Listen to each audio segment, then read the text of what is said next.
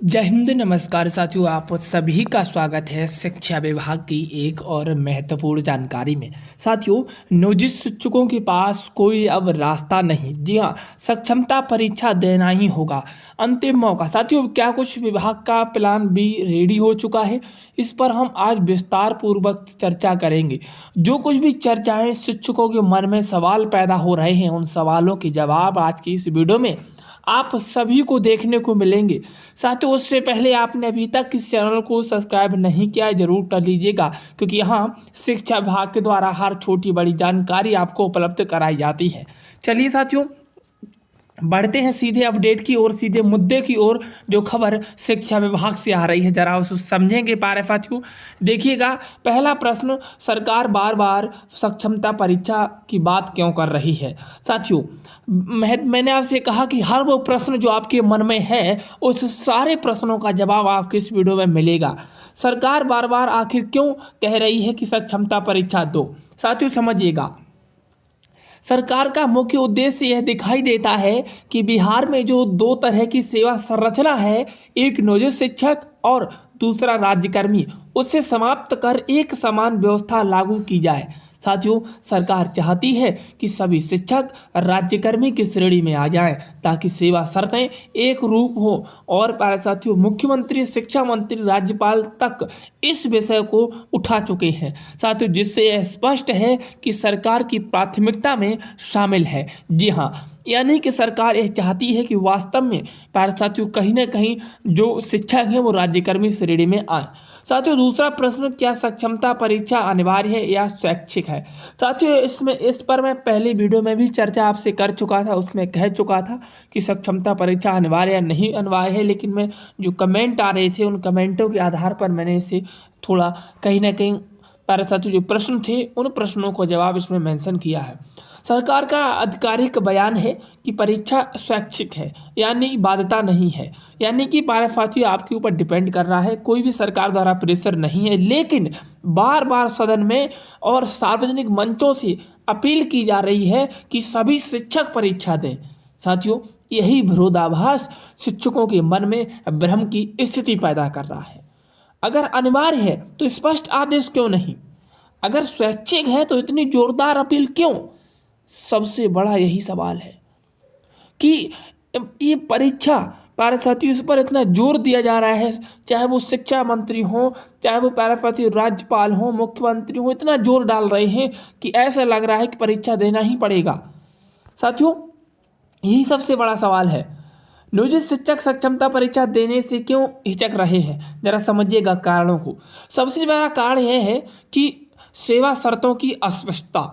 जो सेवा शर्त है उसमें कोई भी प्यारे साथियों स्पष्ट रूप से नहीं कहा गया है।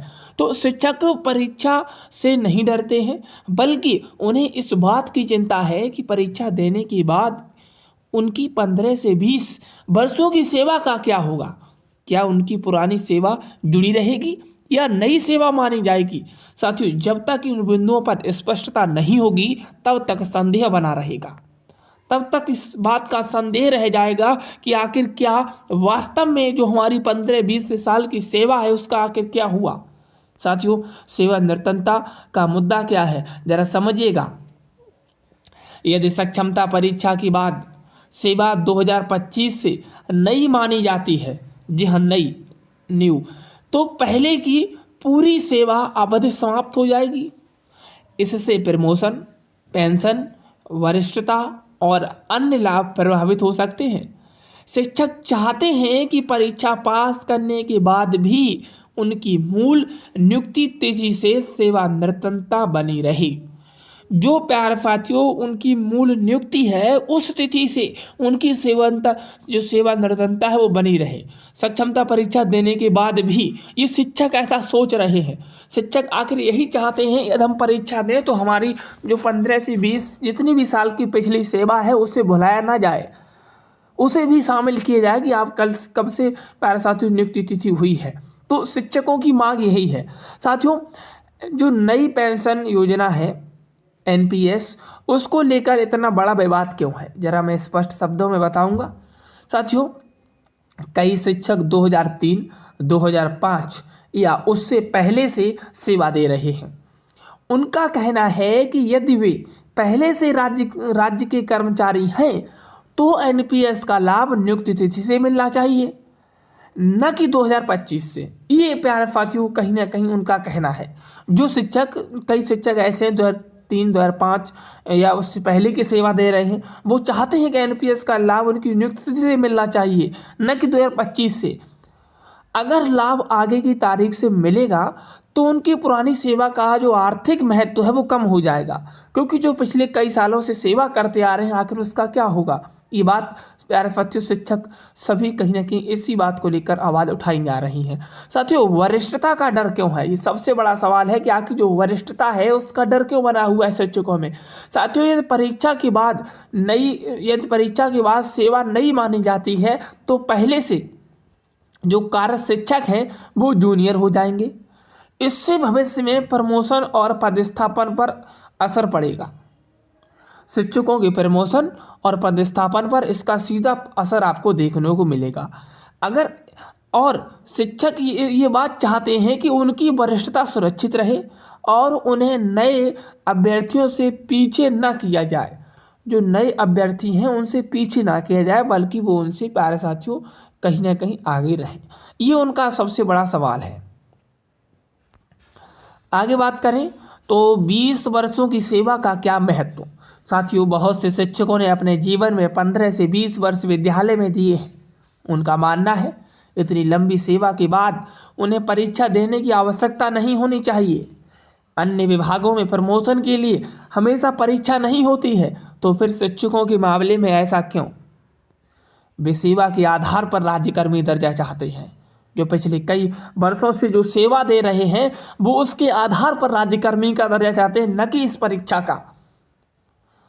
पर साथियों, और हम सभी की भी यही मांग होनी चाहिए, जब अन्य सभी विभागों में प्रमोशन के लिए कोई भी परीक्षा नहीं होती है तो प्यारे साथियों हम शिक्षक साथियों के लिए ही क्यों ये परीक्षा आयोजित की जा रही है। हमें सेवा के आधार पर राज्यकर्मी का दर्जा चाहिए। साथियों, ट्रांसफर का मुद्दा चिंता का विषय बना हुआ है, जरा इस बात को समझेंगे। सक्षमता परीक्षा के बाद पूरे राज्य में कहीं भी स्थानांतरण संभव है, इस बात को समझिएगा। जो शिक्षक वर्षों से अपने गृह जिले या नज़दीक में कार्यरत हैं उन्हें डर है कि वे दूर क्षेत्रों में भेज दिए जाएंगे। सरकार ने ट्रांसफर नीति स्पष्ट रूप से नहीं बताई है साथियों, जिससे असमंजस की स्थिति बनी हुई है। सारा कुछ जो मुद्दा है वो कहीं ना कहीं यही है कि सरकार ने कोई भी पत्र स्पष्ट रूप से जारी नहीं किया गया है। सक्षमता परीक्षा जब प्यारे साथियों आयोजित हो रहा है तो इसके जो प्यारे साथियों आने वाले लाभ हैं उन लाभों को बताया जाए। उन सारे जो शिक्षक हैं उनके जो दिमाग में प्रश्न उठ रहा है उन प्रश्नों का सवाल भी उसमें जवाब मिलना चाहिए, न कि प्यारे साथियों उन्हें असमंजस की स्थिति में डाल देना। यही सरकार कहीं ना कहीं आज कर रही है। सरकार के पास क्या संभावित योजना हो सकती है। साथियों, एक समान वेतन, समान सेवा शर्त और प्रशासनिक नियंत्रण स्थापित करना चाहती है। इससे भविष्य में विवाद कम होंगे और संरचना स्पष्ट होगी। लेकिन जब तक सरकार लिखित रूप से सभी बिंदुओं को स्पष्ट नहीं करती है तब तक इस पर संदेह बना रहेगा। हालांकि प्यारे साथियों कहने को कई सारे अपडेट हैं जो मैं आपको बताता रहूँगा, लेकिन जो सच्चाई है वो सच्चाई यही है कि कहीं ना कहीं जब तक कोई लिखित रूप से सरकार सभी बिंदुओं पर स्पष्ट नहीं करती है तब तक हमारे और आपके मन में संदेह बना रहेगा कि ऐसा हो सकता है, ऐसा नहीं होगा। साथियों, हम मिलते हैं और किसी जानकारी के साथ। साथियों, यदि भी अभी भी आपका कोई भी आज अपडेट अगर कहीं ना कहीं आपका मन में सवाल रह गया है इस अपडेट के अलावा, तो प्यारे साथियों आप कमेंट बॉक्स में छोड़ दीजिएगा, जिससे हम आपका जवाब दे सकते हैं।